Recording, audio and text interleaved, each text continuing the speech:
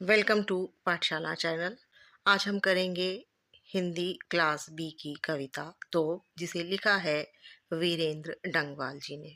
ये कविता है ऐसी तोप की जो आज कंपनी बाग के मुहाने पर यानी प्रवेश द्वार पर रखी हुई है, जो बताती है कि मैंने अनेक सूरमाओं के धज्जे उड़ा दिए थे और आज उसे साल में सिर्फ 2 बार चमकाया जाता है, जिसे पर्यटक देखने के लिए आते हैं।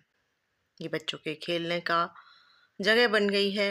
बच्चे इस पर खेलते हैं, चिड़ियाएँ इस पर गपशप करती हैं और गौरैया इसके मुँह में चली जाती हैं।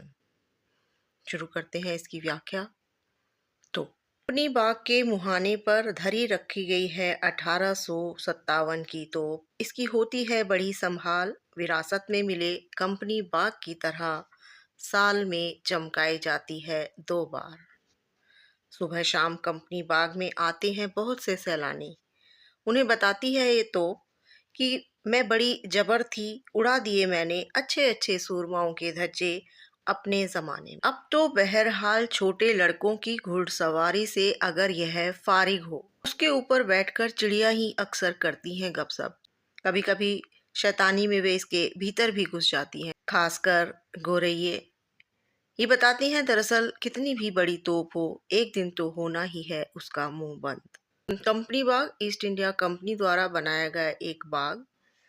तो कंपनी बाग के मुहाने पर, मुहाने यानी प्रवेश द्वार पर, एंट्रेंस पर रखी हुई है, धर रखी गई है 1857 की तोप। धर यानी धरोहर, पुरानी विरासत में मिली चीज़ों को धरोहर कहा जाता है।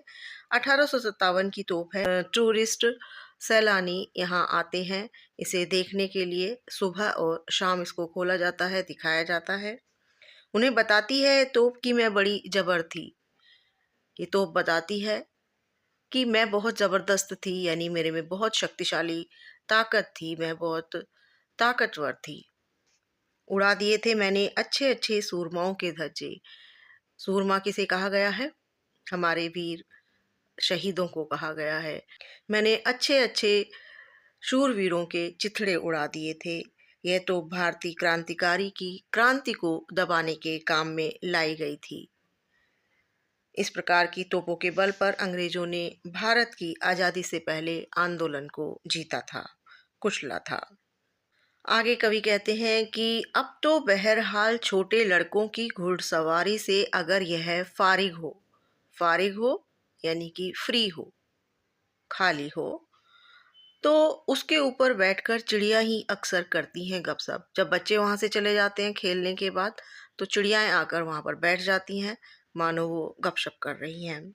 कभी कभी शैतानी में वे इसके भीतर भी घुस जाती हैं और कभी कभी चिड़ियाएँ इसके अंदर चली जाती हैं, क्योंकि अब वो खाली है। खासकर गोरैये ये बताती हैं दरअसल कितनी भी बड़ी तोप हो, एक दिन तो होना ही है उसका मुंह बंद।